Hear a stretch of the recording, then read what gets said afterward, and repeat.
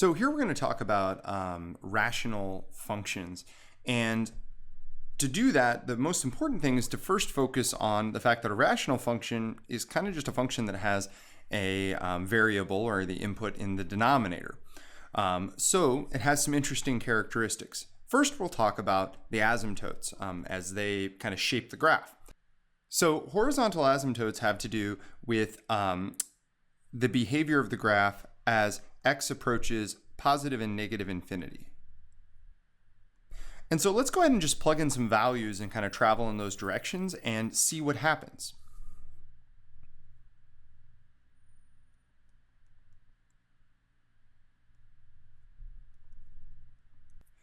So as we can see here, the limit as x is getting smaller and smaller, it's getting really close to 0. And if we look at x as it approaches positive infinity, we're going to see that it's the exact same thing. So what that is telling us is that in this particular case, our graph has a horizontal asymptote of x equals 0. So it's going to be approaching that x-axis. So I'm going to draw an asymptote there, which is just a line almost like kind of like a force field. And when I draw the graph out, that'll be a little more clear. Now with vertical asymptotes, what we're going to actually be looking for here is a domain restriction.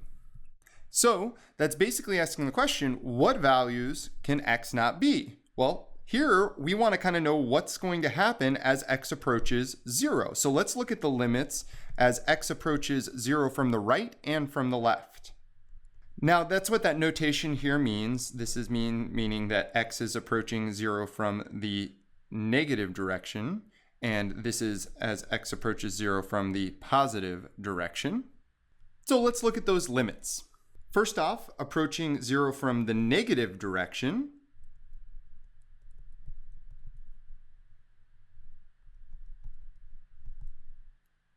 and so what we notice here is that as x approaches 0 from the negative direction, our function is going to approach negative infinity.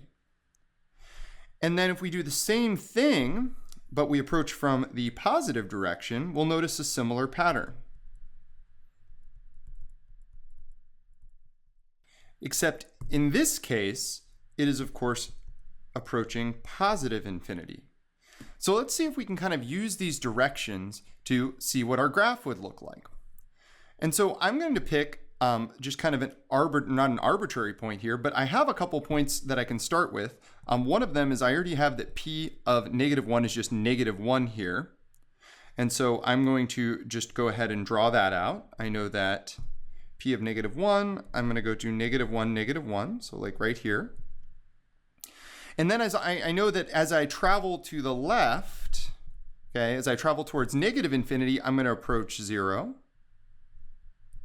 And I know as I approach from the left, I approach 0 from the left, I'm going to be approaching negative infinity. So I'm just going to come down right here. And I didn't draw it yet, but what we basically end up with is another asymptote here saying that I'm just going to be I'm never actually going to get to 0 because we can't have that 0 in the denominator. So I kind of create a force field there, and I'm going to get closer and closer to 0. And as I do, I'm going to travel further and further down. And I can do the same trick on the kind of right side of this graph here. I've got that p of 1 is 1. So I'll go ahead and plot that point as a little foothold. And I know as I travel to the right, I am going to be approaching 0, getting closer and closer to that line, y equals 0. Oops. Okay.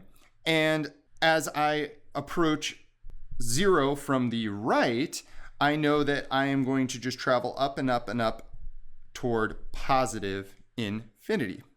And so we end up with this graph here, but the most important part was those asymptotes. So remembering that horizontal asymptotes describe our end behavior, remembering that in the middle of our graph, it is actually possible to cross a horizontal asymptote. But a vertical asymptote is that domain restriction. So again, you'll never cross one of these. That one's like a force field. You can't get through it. And yeah, we'll use this to give some shape to our graph. And in the future videos, we'll see what other critical values and kind of characteristics of our graph that we'll need if we want to, well, graph it.